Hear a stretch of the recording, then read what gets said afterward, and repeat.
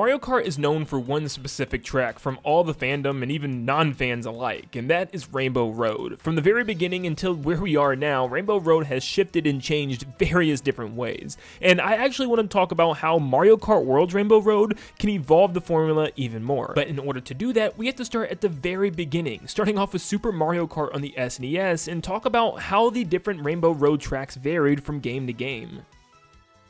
The original Rainbow Road in Super Mario Kart on the SNES. This was a classic and actually got brought back multiple times, eventually even making its way to Mario Kart 8 Deluxe. This track is very simple, just lots of quick U-turns going back and forth, winding on a very narrow rainbow bridge that's pretty much just floating in this void. Now you can barely tell it is floating in a night sky. You can see the blue sky with the white stars off in the background, but there's not a whole lot of background and scenery to look at here. It's pretty simple, and it's kept simple because of the hardware limitations of the SNES. So just a rainbow bridge up in the sky with not a whole lot to it. Now the Mario Kart 8 Deluxe version shows this track is just above the ground, as you can see the mountains and hills in the background and the clouds in the sky up above. So it's really not that high and not that far from the ground here. Then we have Mario Kart 64 with a very, very long Rainbow Road track, the 3 longest laps you'll ever race on. This track is all protected from a giant yellow fence that guards you on both sides,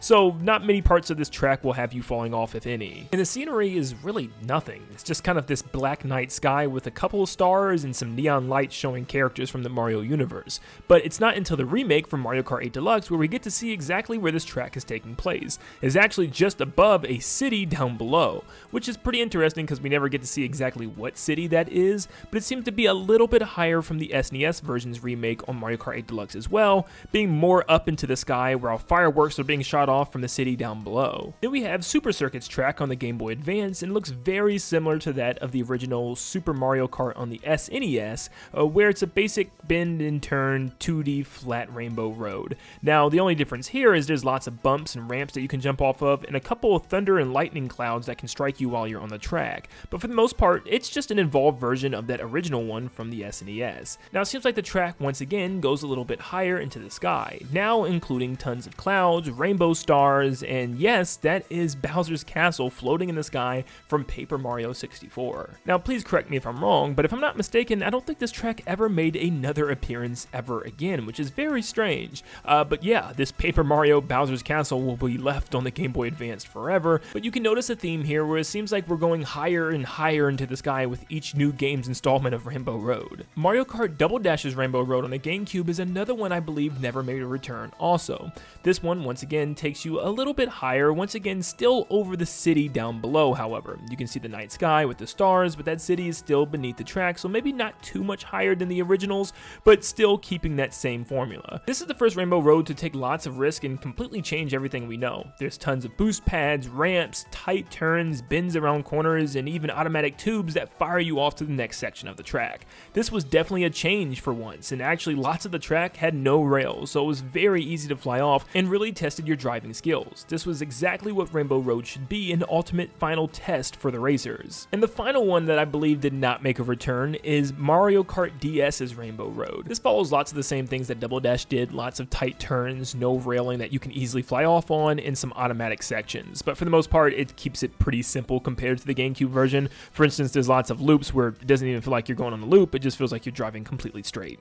But still, the background is just a night sky, once again, probably because of the DS limitations, but everything is just night sky with white stars out in the background, somewhere out there getting closer and closer to space. And then with Mario Kart Wii's Rainbow Road, it finally tosses us into space, where we can actually see the globe from the track itself, lots of different areas to fly off the track as not many rails were protecting this track, and lots of different bends and turns, and probably the most unique layout that we've seen, and for a lot of people, their favorite Rainbow Road. But this time, we are completely in space. You can see different galaxies in the background, stars, maybe because of Mario Galaxy being a big game on the Wii, but still, yeah, we are out there in space. It's a very realistic approach too. Everything looks a lot more realistic compared to that Mario cartoony art style that we're used to. But lots of sections where it flings you to the next section of the track and automatic areas, lots of ramps and boost, and yeah, it's just kind of all over the place and does a lot of things that we haven't seen past Rainbow Roads do.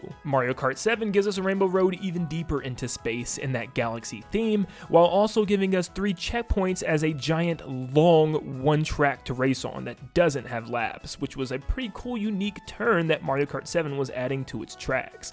But as you can see, there are lots of planets. You'll even race around Saturn's ring on one of them and even land on the moon, tricking off of craters. So it's literally taking us to actual space in real life, which is pretty strange. This one to me was always one of the most ambitious ones they've ever made, and for a while, and even still to this day, probably my favorite Rainbow Road. It felt like they wanted to do everything that they possibly could with the whole space aesthetic, and they absolutely nailed it, with galaxies and meteorites everywhere. This was like literally the perfect space-themed Rainbow Road they could have ever made. And finally, with Mario Kart 8's Rainbow Road, it would keep us in space, but change things drastically. We were still in space and pretty much in the same area as we were in Mario Kart Wii, but this time the road was more synthetic and man-made, almost electronical in its nature. It wasn't organic at all, and it was all looping a giant space station outside of the Earth. So taking a road that was more organic in the Mario Kart franchise and turning it into something more man-made and futuristic was really unique and different, and I'm glad that they took this approach.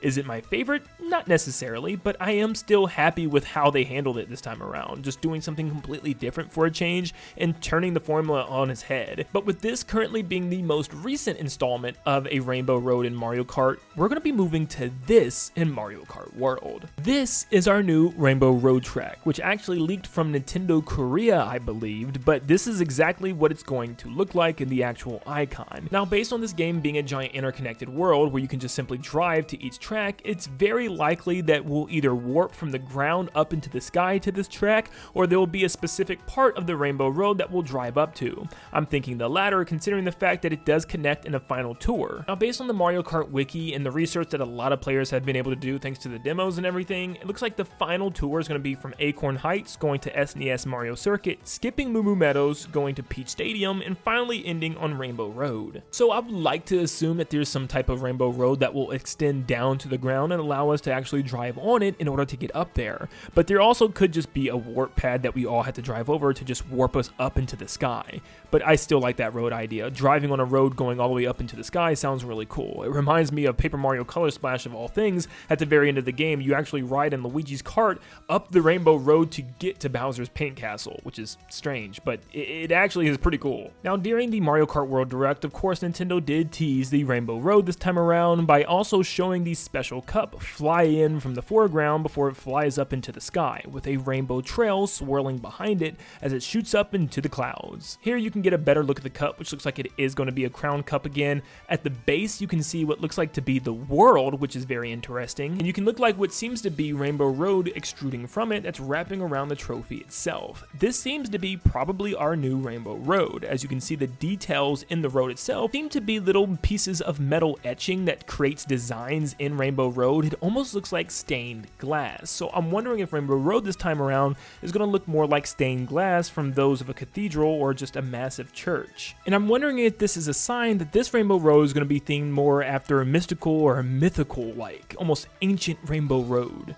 Now, based on the scene of the cup flying up to the sky and also the fact that it's got to stay somewhat connected to this giant open world, I would assume that just after this clip ends that it will transform and, appear into the sky right above Peach's castle, or technically beside it. Something matching more along the lines of Mario 64's Rainbow Road and also Double Dash's Rainbow Road, just above the city down below. Now, if we go back to the image of Rainbow Road, it does seem like we might actually have to warp there. If you look at the center of this giant gold star labeled Mario Kart all around the outsides, you can see what looks like to be a piece of Rainbow Road shooting out from some type of portal or some type of warp zone. So maybe we actually do have to warp here in order to get started. And once again, this giant gold star is interesting because it kind of gives me that idea of it being a mystical Rainbow Road, or mythical this time around, almost having some type of ancient origins or lore tied to it. Something similar that we've seen before is Stargate from Mario and Luigi Partners in Time, which actually reminds me a lot of what this looks looks like. It was blocked by this giant mystical all-knowing door that pretty much knew everything about the bros, and it had this mythical vibe to it,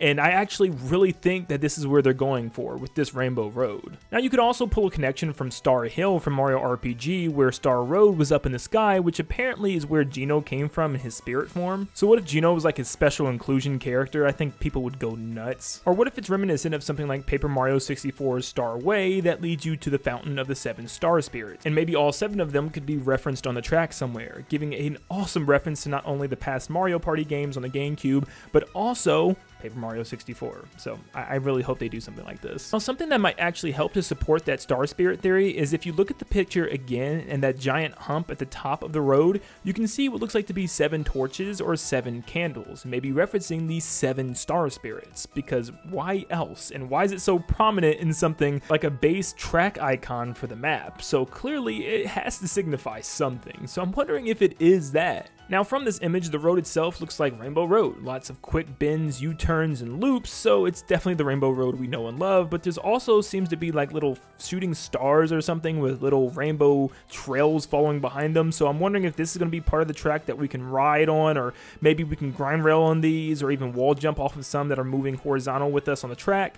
It's hard to say, of course, because we don't know anything about this track, but besides all of that, the only other thing I noticed is these dark thunder clouds around the entire track, which we've never really had storm clouds or something like that with Rainbow Road. I mean, the closest we had once again was that Mario Kart Super Circuit track on GBA, which actually had these small thunder clouds that would randomly appear on the track, but this looks like it's a much larger scale, and I actually really like it. Kind of the rainbow light shooting out of the dark thunderous clouds. It's a really unique approach. So you can definitely say that I am very excited to see what Rainbow Road is going to look like in Mario Kart World, but I'm curious to hear your thoughts. What do you think is going to look like this time around, and which Rainbow Road from the past has been your favorite, and what would you like the new one to do differently than the ones in the past? Thank you so much for tuning in, guys. Make sure you leave a like and subscribe before you head out, and like always, I hope you all have a blessed day, and I'll see you all on the next one.